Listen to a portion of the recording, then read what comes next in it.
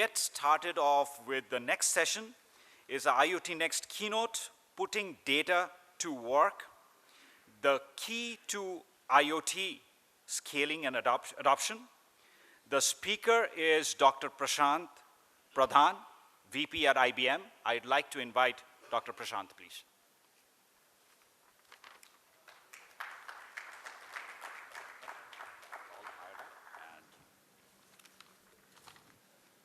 Could we have the slide, please?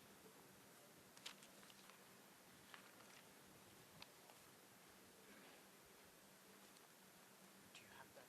I do, yes. Oh, perfect. Thank you.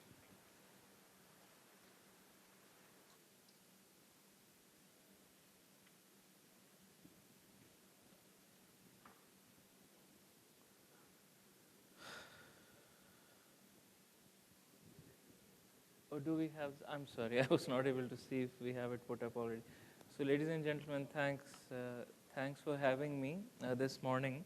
So, what I'm going to use this time for is basically to make sort of a specific point with regards to, the evolution of IoT and where we think the next frontier of value creation is, right? And we really think that that's data.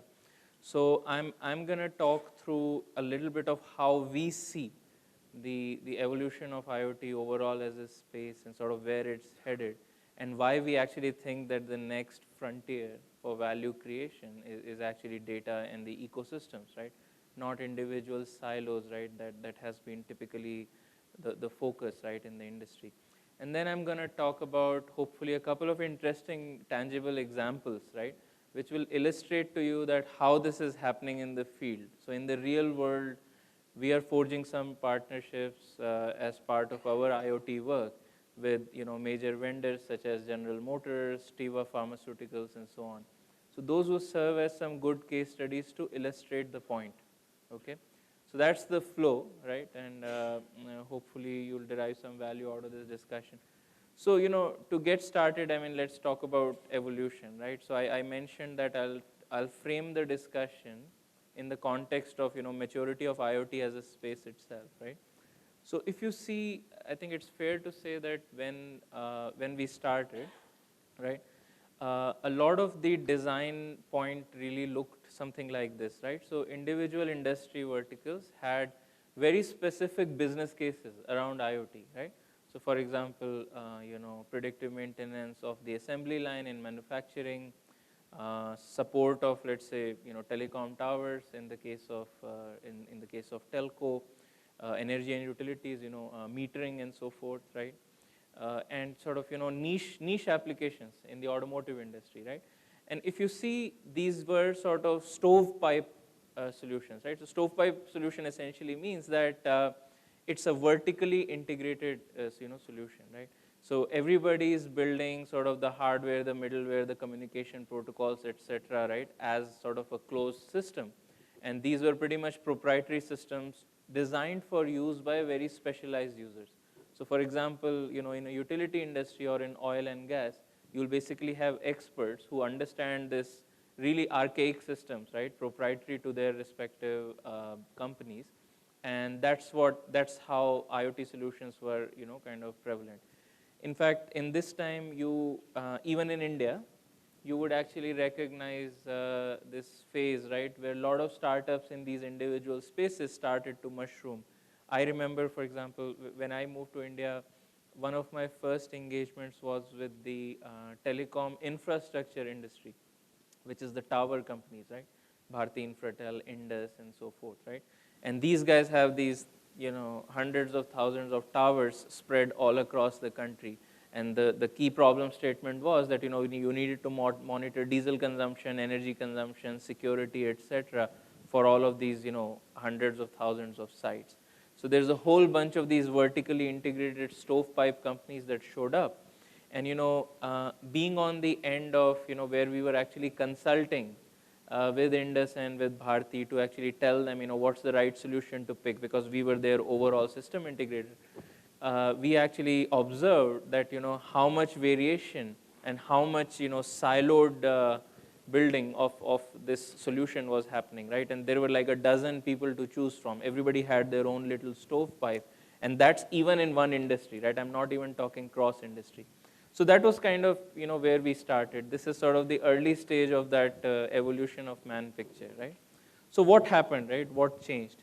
So I hope I'm still audible. I'm just going to stand in front of the screen here so that I can talk better.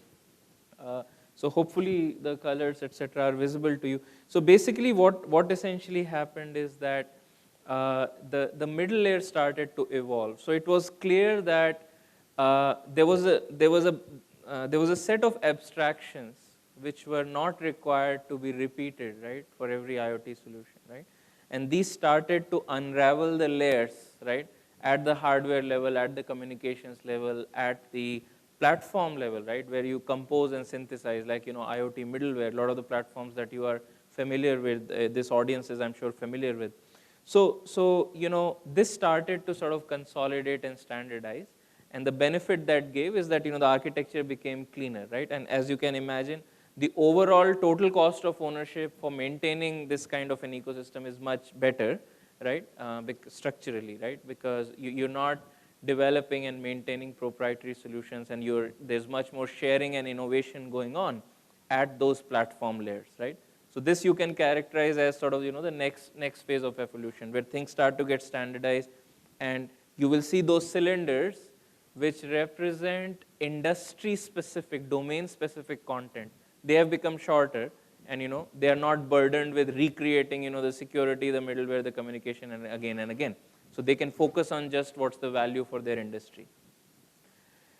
The next stage of evolution is broadening of adoption, right? So remember earlier I said that this was designed for very proprietary use by specific groups, right, within a company. If it's a utility company or a natural resources company, it will be sort of the field engineers.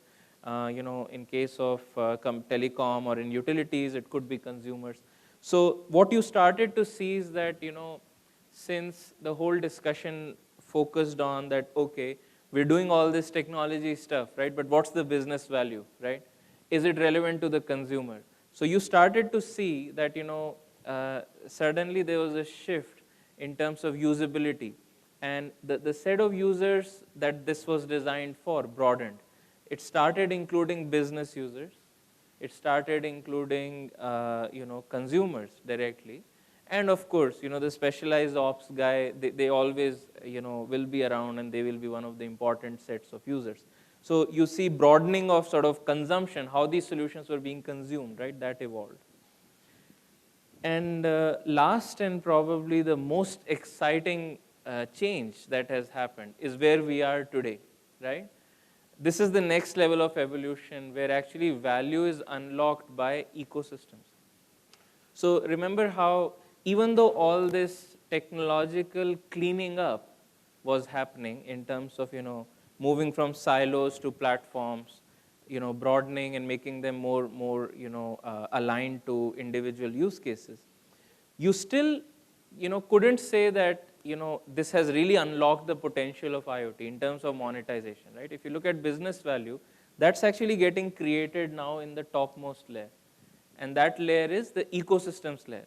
So pick any significant IoT-enabled business. You will actually see that there are multiple types of IoT actually playing in. So let's take the first example, a smart supply chain, right? So if you are an FMCG company or whatever, right? I mean, you are interested in making a very smart, responsive supply chain, responsive to demand, responsive to transportation issues, responsive to potential shortfalls in your production capacity and whatnot, right? Now, each of these is an individual vertical still, right? To build a smart supply chain, you actually need to bring all the elements together, and IoT has a role to play in each one of them, right? On the logistics part, there's clearly track and trace and those kind of technologies. On the demand sensing part, it's more of the consumer side IoT, right? RFID and so forth, right? Figuring out that your shelves are going empty and you need to restock. And similarly on the production line, right? Stuff that was limited to the confines of the factory as like limited IoT. Now it's very important in terms of saying that if there is a production outage or a shortfall, right? How is that going to impact the end-to-end supply chain? So if you talk to a chief supply chain officer or even the CEO of an FMCG company, this is where they see business value. They understand that IoT has something to do with it, but it's a big pain in the butt to basically synthesize this on their own, because the industry wouldn't respond to actually create a end-to-end integrated solution, right? So there's a huge opportunity there, right? Because it's directly linked to their top line, bottom line, and so forth. Take another example, wellness, right? So we know all the elements again, right? So wellness is about exercising, eating well, making sure that you are getting the right kind of care, preventive as well as interventional care by your doctors. You're getting covered by your insurance. Again, you see these as individual use cases, but the reality is that for the consumer, this is the overarching sort of context is wellness, right? And a wellness offering, right, which actually leverages all of these IoT technologies available today, that unlocks value in the wellness business, so to say, where your doctors, your insurance providers, your nutritionists, your exercise equipment, all of those are kind of stakeholders, right? So again, an ecosystem, that's where the, if I can say informally, that's where the money is, right? I mean, that's the money-making layer, right, in the whole evolution. And then there are other examples, right, like the connected consumer scenario of personalized retail, right, where essentially, the entire life cycle, it's a well-understood concept now in retail that you really need to have this notion of a 360-degree view of your customer. What are their preferences? And then you have many signals to keep enriching this 360-degree view. That, okay, what does this customer like? At what times of the year? What are their buying preferences and whatnot, right? So what are their life change events, right, that actually influence their buying behavior? So, think of IoT and other types of data as really sensors into the life of your consumer, and that's really the anchor point of how you develop algorithms to do targeted recommendations and so forth. So I guess I hope the point is getting across. What I'm trying to basically illustrate is that we are actually at the cusp of truly unlocking, right, real value. See, real value in any business gets created when you deliver an outcome which directly adds very clear, unambiguous value to a business or to a consumer, right? And the scenarios that you see on top are actually those kind of scenarios. An FMCG company doesn't care about what the building blocks are. They need supply chain visibility. It can be done by IoT, but the onus of actually bringing that big picture together and delivering that outcome to the chief supply chain officer is the task, as practitioners that we have. So essentially, if you subscribe to this view, and if this is starting to make sense, and remember, if you see how all these steps of the evolution, how they have created value for you guys, right? I mean, as IoT practitioners, right? There is limited value. These are clearly, it's the right evolution, it's the right cleaning up, if you say, of the architecture, right? But still, that quantum jump in monetization and sort of really getting value still remains, a little bit of a far goal, right? And now with, I mean, and pick anything, right? Pick fintech, pick, things like Uber. You will actually see the connected consumer case, for example, has a very important element in terms of payments related IoT solutions, right? So you can see that anywhere where significant value is getting created today, right? It's actually by virtue of the ecosystem coming together. It's not a single IoT technology or any technology for that matter. It works back from a business or a consumer problem and then solves it in a federated way using such an ecosystem, right? So that's the point of this slide. So why this narrative was important for the rest of my talk is that, this is actually the basis to motivate, what I'm going to talk about. So if you believe that the next level of value is going to get created from, in this kind of a setup at the top layer, then you will immediately see that again, you are hitting sort of a silo in terms of all of these other business applications sort of being sort of their own little worlds, right? So the next abstraction or the next frontier, right, of evolving this is actually data, right? So the basis of all of this ecosystem creation, et cetera, is basically how these business applications sort of serve each other, right? And essentially that happens when you raise the level of abstraction of these platforms that I've shown. So hardware, communications protocols, middleware. The next frontier is data. Data as a platform essentially is that collaboration anchor against which players in these different spaces can get together to create value, right? What is sweating that data, as we say, right? What is hidden in that? So take a wellness example, right? In the wellness example, creating value for, let's say, an insurer or a doctor or the individual themselves, right, actually relies on sweating the data that you probably may have from their fitness tracker, right? So similarly, in the case of a smart supply chain, right, each of those elements, right, they really have to indicate that, okay, what are the patterns of, supply and demand fluctuations, right? Being able to predict them in advance using certain indicators, right, that are out there in your environment that you can sense, right? So, it's obvious that the value is getting created, technically speaking, by sweating the data. And the second point is that you have to do it collaboratively, because it's not going to be a single silo or a single device, or even within supply chain, there are at least three, right? The retail side IoT, the logistics part of the IoT, and the manufacturing side, plant level IoT, right? None of them you may actually own. So what's the collaboration platform against which somebody can bring together a solution to for the chief supply chain officer, right? So that's the way to think about it. So so having given that background, what are the takeaways, right? What I'm saying essentially is, first, there is this promised land of IoT value. All of us as practitioners are after it. That promised land actually lives in ecosystems, right? There's ample evidence in today's digital economy that all the value which is linked to IoT is actually getting created when these ecosystems come together in the service of a business or a consumer problem. The second point is that, like I said, this value, to realize this value, you need to sweat the data. You need to put the data to work, right?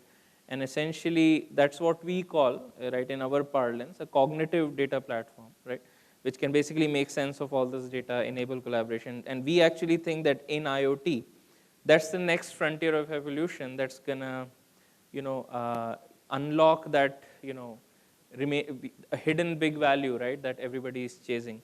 In fact, I would argue that a measure of success is when the IoT part of it actually becomes invisible behind the solution, right? It's basically one of those cases where it is such an integral part of delivering, all this value that you can no longer distinguish. I mean, the IoT element is present everywhere, right? To the extent that it becomes invisible, right? That's the ultimate test or sort of success criteria for us. Now, having said that, I'll segue into talking a little bit about, what such a platform may look like, right? So basically, as I said, I mean, the motivation was that these are all cognitive enabled businesses, right? Relying on sweating of data, putting data to work collaboratively. So essentially, we talk about that there are three elements which are very key to such a data platform, right? One is basically the platform itself. It needs to be open. It needs to be able to enable all kinds of analysis, state of the art, right? Not just descriptive, but predictive and cognitive as well. You need an ecosystem. That's the whole point we made, right? That the value gets unlocked when collaboration happens, when the ecosystems come together. And the last thing is a method. A method basically means that, in any organization, right, what we've observed is that this whole program of, getting value out of data is as much a, cultural and process change as it is a technical one, right? And you can actually argue that the technical part is easy, but how do you infuse a data-driven culture in all parts of the organization, right? That's generally takes harder because it's not something people are used to. So there needs to be some sort of a guidance process for an organization as to how to move to that data-oriented culture, right? So these are the three elements, right, which are key design points in that next frontier of data as a platform, right? These lines, I don't know if they are visible. There are some icons at the top, very light though. So anyway, I think this hashtag make data simple is kind of our rallying cry, right, in this area. So there is something called the Watson. Again, this is not a pitch for like a particular platform. I'm just trying to illustrate the concepts in context of a platform that we've created called the Watson Data Platform. So basically, like I said, I mean, three elements: the platform part, which is basically a data and analytics cloud, right, which leverages machine learning. It's built on open source, Apache Spark, so that people can contribute to it.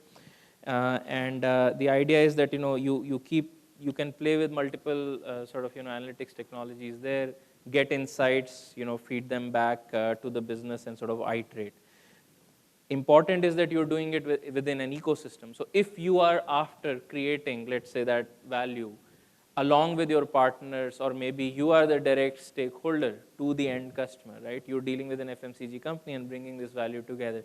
So let's say there is a bunch of partners who are all experts in, let's say, the logistics piece, the retail side piece, and the plant level IoT, right? So this ecosystem, right, the platform is actually designed to bring that ecosystem together, right? And so that they can collectively. So for example, if you are doing, let's say, a responsive supply chain, where, let us say, if Diwali happens or some weather event happens, there are ripple effects across the supply chain, right? Each of the elements has to work together to basically quantify what that total impact is going to be, right? So that's where the ecosystem will come together against the backdrop of that platform and sort of sweat the data to give some business value. And then, as I said, method, we said, I mean, you must have heard of things like mobile first and so on. So essentially, the method is essentially nothing but a data-first concept, right? The idea is that focus on the biggest business opportunities, iterate quickly, fill the gaps, right? And then build value at every step. So this is like the equivalent of what you do in Agile, right? In our craft, right? You basically make sure that it allows you this iterative refinement very quickly. So following or institutionalizing that method in the organization actually ends up becoming very critical. So what I'm going to do is, in the interest of time and maybe some questions, I will play this video maybe later, okay, not at the moment. This basically illustrates one of the patterns of how such a platform assists different role players. So the kind of role players we envisage for the platform are data scientists, business professionals, application developers, and data engineers, right? Each of them, think of them as a pattern, right? So you have a role in the organization, and basis that, what are the key elements of the platform that will allow you to do your job better. So as I said, maybe if we have time later, we can, and this stuff is available on the IBM website and so on, so you guys can look at it offline. So I'll continue, sort of the thread of the conversation and sort of make a couple of points next, which make it a little bit more tangible, right? So now making it real, right? So far I've talked conceptually and in abstraction, right? So how is this? Is this real? I mean, is this coming together in the real world, or I'm just bullshitting about this, right? You must be wondering. So I'm gonna give two examples, which actually are very prominent. I mean, these are very significant relationships that we have forged with some of our marquee clients, right, globally. In fact, just a couple of weeks ago at the World of Watson event in the US, our CEO announced these partnerships, so they are like hot off the press. You'll find these interesting. And while their origins, one of them, the origin is in the automotive industry, and for the second one, it's in the pharmaceutical industry, you will quickly see how the ecosystems are getting built around it. It's actually difficult to say whether, it's really an automotive application or, is it related to other areas. So the first example that I'm picking, this is a system called, so some of you may be familiar with GM Onstar, right? General Motors has this system called Onstar that is deployed on their cars. Originally, the design point was to actually provide assistance, do sort of local diagnostics on the car, if you want help remotely unlocking the car. So it's basically like a control system which can be remotely actuated, right? Or if a seat bag has, airbag has deployed, right? It'll notify somebody and they can call 911. So it was a very cool idea at its time, right, when it came through. And of course, then the narrative shift to complete, autonomous driving and so on, which is, kind of still a ways off. But what GM has now done in partnership with IBM, they've launched this system called Onstar Go, right? So it's like a dash on your car. This will be available in all 2017 models, right? About 1 million cars next year, right? So this was shown at at World of Watson, right? As one of the, so GM CEO Mary Barra, she and our CEO were sort of on stage. They announced this partnership. So essentially, this is a classic example of where this ecosystem is coming together. So what do you see in on the screen? You see logos of iHeartRadio, ExxonMobil, and MasterCard, right, among others. And there's also this service, Glimpse, I think, which allows you to do SMS in a safe manner, right, by speaking, right? So essentially, this dash, there's an ecosystem that's gotten created around this, right? So basically, the idea is, the design point that they took is that, okay, in the US, this is not an India data point, you spend on an average, like I think 37,000 hours or some ridiculous number like that, right, in your car.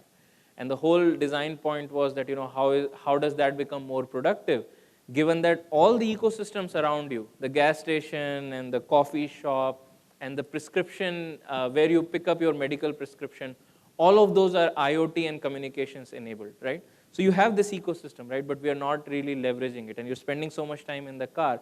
How do you actually give you back some of the time, right? So what we basically showed in this example is, different use cases where, so you see the central dash, right, which is basically, it senses that, you need fuel. The master, so this system is not just IBM and General Motors, right? The key partners in this are ExxonMobil, right, from the, consumer gas and petroleum side.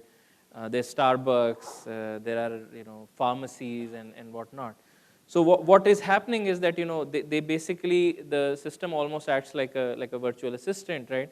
So if you need fuel, any of your nearest geolocated, pumps can be recommended to you. You can actually prepay. You see the MasterCard button there, right? So your MasterCard button is in there.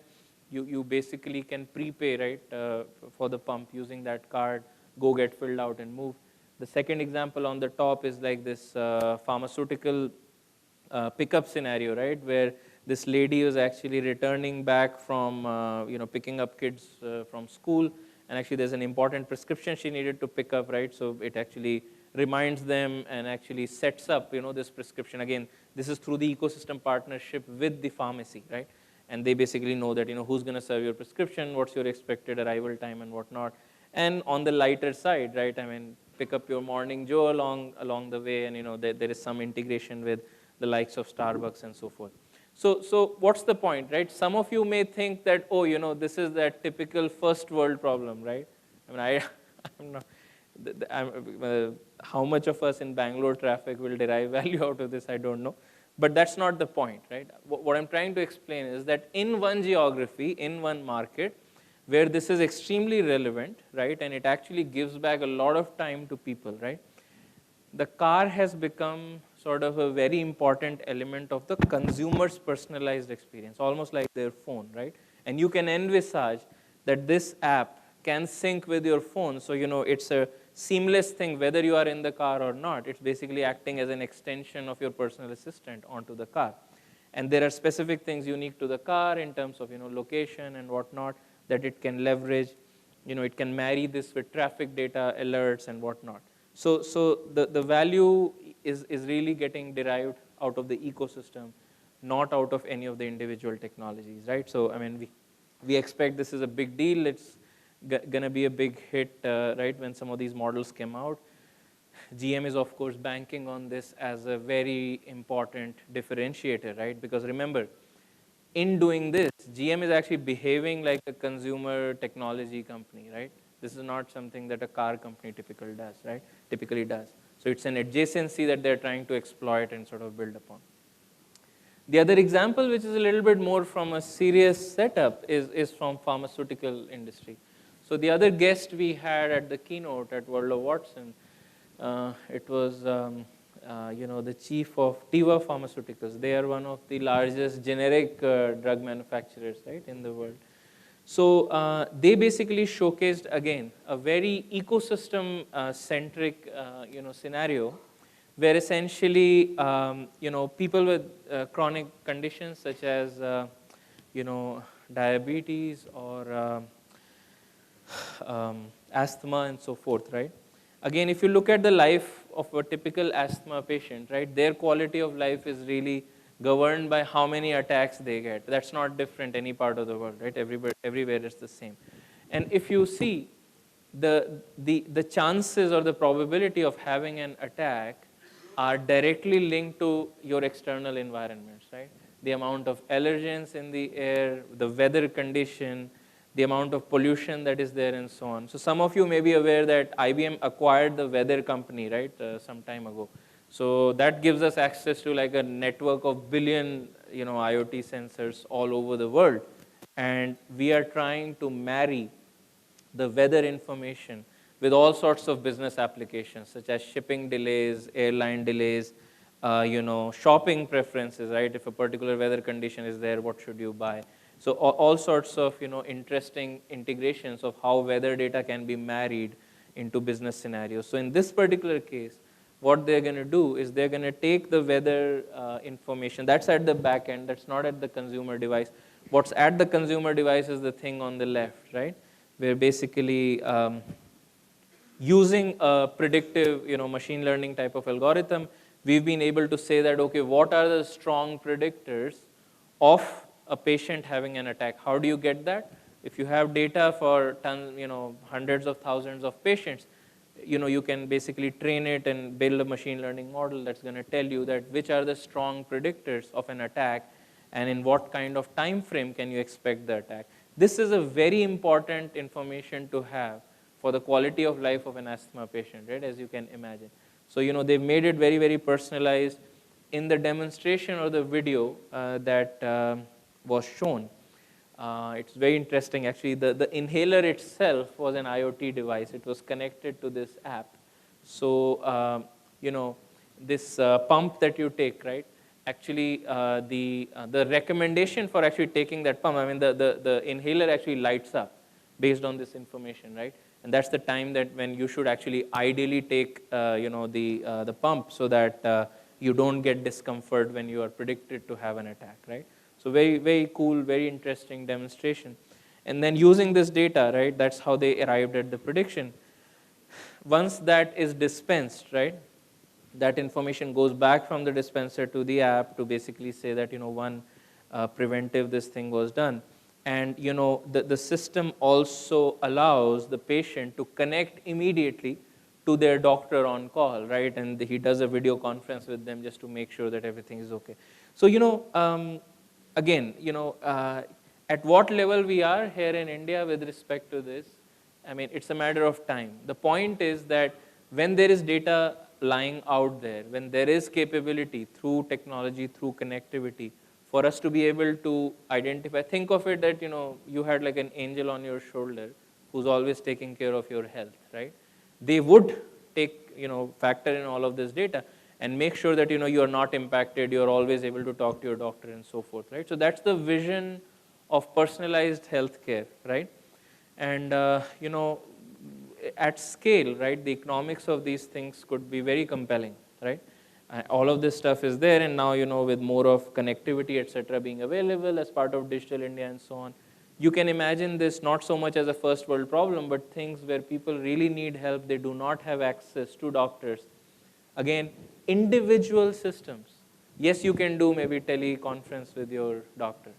Yes, maybe you can do some of the stuff on the app. The question is, till you've brought this together in the context of a customer storyboard, right? You haven't cracked, right, that value barrier, right? So, classic example from a very experienced company who've done like for I don't know how many years pharmaceuticals, right? They understand this, and keep in mind that the evil version of this is that they want to send more inhalers, sell more inhalers and more medicine, right? So why would they focus on the consumer that much, right? And this guy makes this as an explicit point that, our vision going forward is to actually see that we are doing everything in the interest of the consumer, right? And they actually said, I think, 200,000 people on an average, I think, in a year have these kind of unplanned attacks, right? And that's what they are after, right? It's tremendous value, real value for the customers, and that's where kind of the industry ought to go. The other example they showed was in the context of a patient, old lady who was diabetic, right? And then again, basis, various kinds of sensors, they talked about fairly advanced stuff like ingestible chips and whatnot.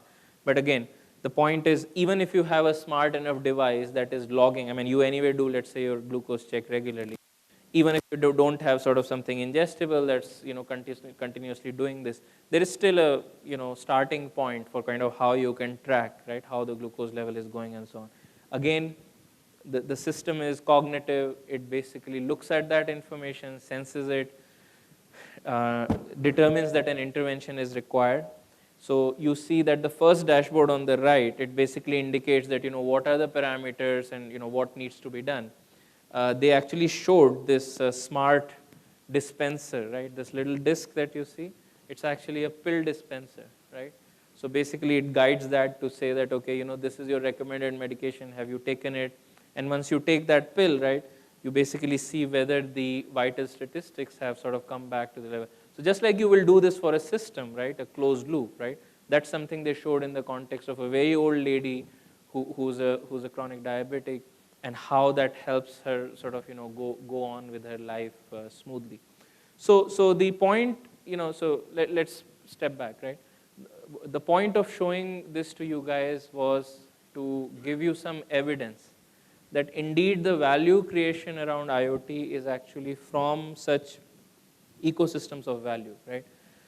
Creating these ecosystems and enabling them actually requires, what does that require at the back end? So I explained the evolution of where the technology has come so far, and now the next level is that there's an urgent need to have data as that common language or a platform against which these ecosystem-based solutions are created.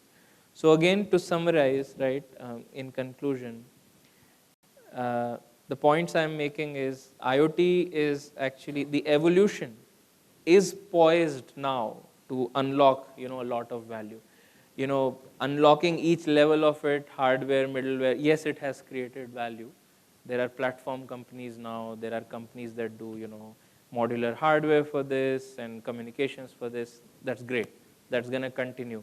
You really have to see that what's the leap of value, right? If you were to plot this, that evolution that I showed in the slides, if you had to plot it against that, okay, how the value, right, for the stakeholders has gotten created, right? You will see jumps, right? But the quantum jump is really where we are at today, right? And it's possible. And I showed you a couple of examples to support that. That current frontier is data, as I said. This is where the maximum business value lies. It lies in putting the data to work. It lies in unlocking the values hidden in these ecosystems. And I spoke about this open data platform. That's our attempt at, so in Watson, as we're doing a lot of cognitive and AI and analytics and so forth. But that abstraction of a platform which allows collaboration easily and is open source and has machine learning, etc., as a service, right? The point we are saying is that nobody should have to keep reinventing these artifacts again and again, right? management of the data, collaboration against the data, doing machine learning. I mean, keeping reinventing the AI is actually useless, right? So it's ideal to actually use the platform and focus on your business, on your domain. So for example, when Teva Pharmaceuticals or GM are using, right, some of these platforms, they are not worried about reinventing the wheel on the AI and all the data management, right? They assume that this exists in the platform, so they can focus on their consumer and their needs, right, which is specific to their domain. So I mean, they bring the value of what should be done for an asthma patient. We bring the value of everything that's in the platform. So that will accelerate innovation. Otherwise, everybody will be, redoing the plumbing again and again. And then lastly, I gave you those examples, right? So just to make it real, this is actually happening. Like I said, that GM vision, that system is going to ship with the vehicles in 2017, right? So it's not something we are sort of imagining. It is there right now, right? So you will actually start to see some of the points made in this presentation play out, and you will actually see that people who are latching on to that view of the market, they are going to end up creating a lot of value for themselves and for their customers. So that's my pitch. Yep. If you guys have questions, I'm happy to. We probably have time for one or two questions. Any specific ones for Dr. Prashant? Please. Could we have a mic over here?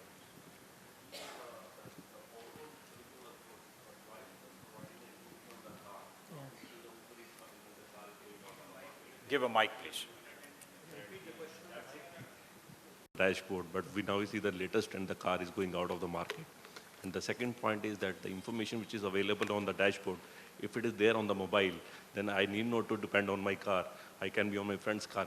So if we can move that information from dashboard to the mobile, that will be a major success. No, of course. So as I was saying, right, lot of these things are gonna get designed around the consumer. So you'll actually see that the state transfer between the two apps has to be seamless.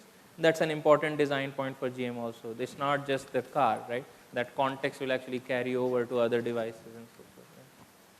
It's kind of like what, omni-channel retail, right? What people talk about, that, if there was a transaction, its state should actually carry. This is actually a higher level abstraction, I think more useful, right? So, right. It's cool. Thank you, Dr. Prashant. Thanks Sure. for the great talk. And I'd like to call on my co-chair, Arvind Tiwari, to give a memento to Dr. Prashant, please.